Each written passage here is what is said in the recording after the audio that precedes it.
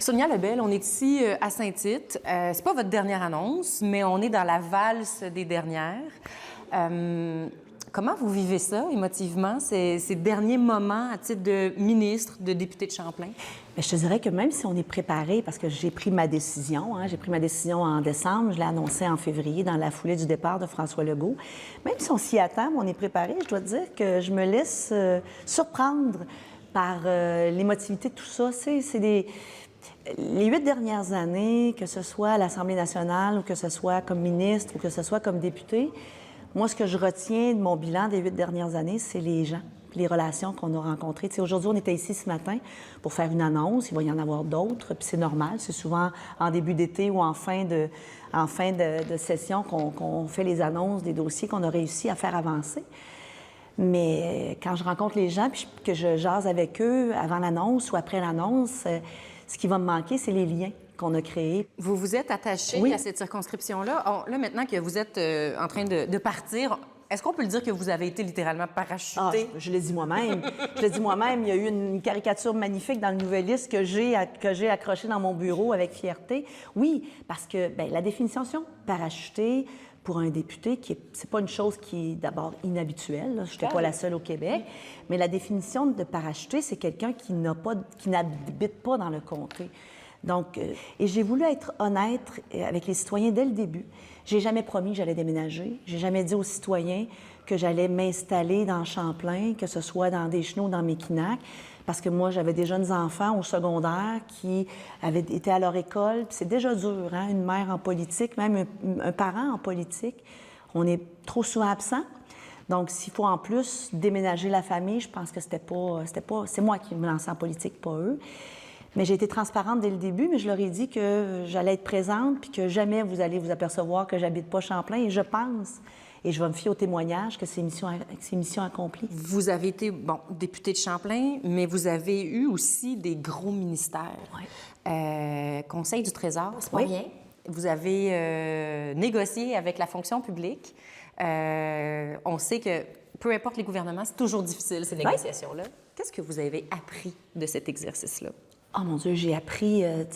moi, j'arrive d'un univers où je négociais toute ma vie. Comme avocate, c'était mon univers.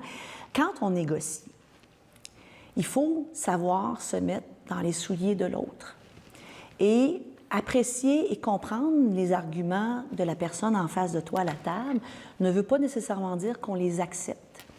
Et j'ai appris la grande difficulté de faire comprendre, des fois, autant des gens de mon côté que de l'autre côté, que de vouloir comprendre les arguments de la personne avec qui on négocie et de pouvoir se mettre à sa place, c'est la qualité d'un bon négociateur.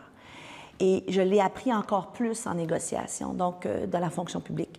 C'est pour ça que j'ai toujours respecté les manifestations, même si je déplorais les conséquences sur les citoyens, même si je comprenais la pression que ça mettait sur moi, j'ai toujours accepté le fait que les syndicats avaient le droit de négocier et de manifester.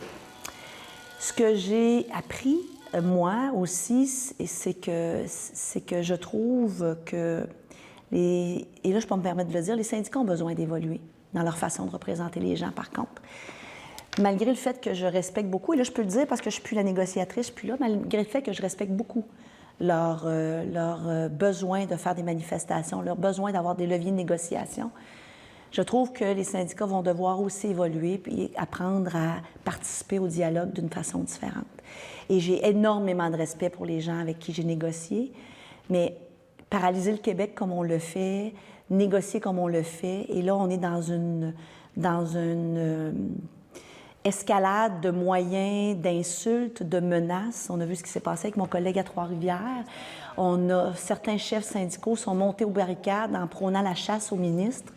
Et on voit ce qui se passe sur les réseaux sociaux. On est dans un contexte civil qui est très volatile. Et j'ai appris que le respect mutuel est une façon de pouvoir s'entendre, le respect de nos enjeux mutuels.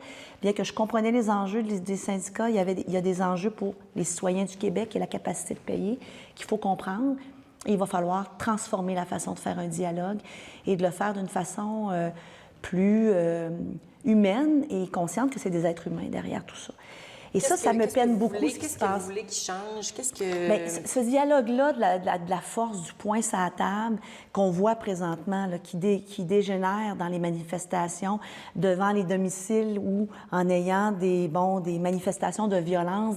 On ne peut pas faire ça. Les appels syndicaux, des chefs syndicaux à la chasse aux ministres, on ne peut plus faire ça. Parce qu'il faut avoir un levier contre le gouvernement. C'est normal.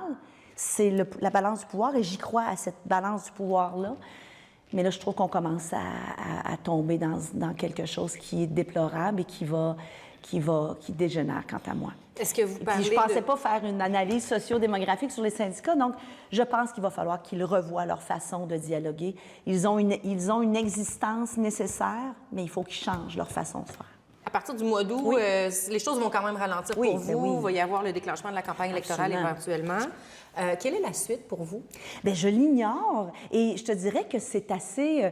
Pour la deuxième fois de ma vie, je suis une parachutée. Hein? En 2018, j'étais parachutée comme députée dans le comté. Maintenant, je suis parachutée de ma propre vie, c'est-à-dire que je saute dans le vide. Je sais qu'un parachute va sûrement s'ouvrir, je ne sais pas encore lequel, puis j'ai hâte de voir. Puis je suis très excitée de la suite. Je vais prendre un peu de temps pour décanter puis me reposer. Mais c'est pas la retraite... Bien, je me connais. Je pense pas que je vais rien faire pendant les 10 prochaines années. Peut-être les 10 premières semaines, mais pas les 10 prochaines années. Ça, c'est clair et certain pour moi. Merci beaucoup, Mme Lebel. Bien, ça fut un bonheur. Merci à tout le monde.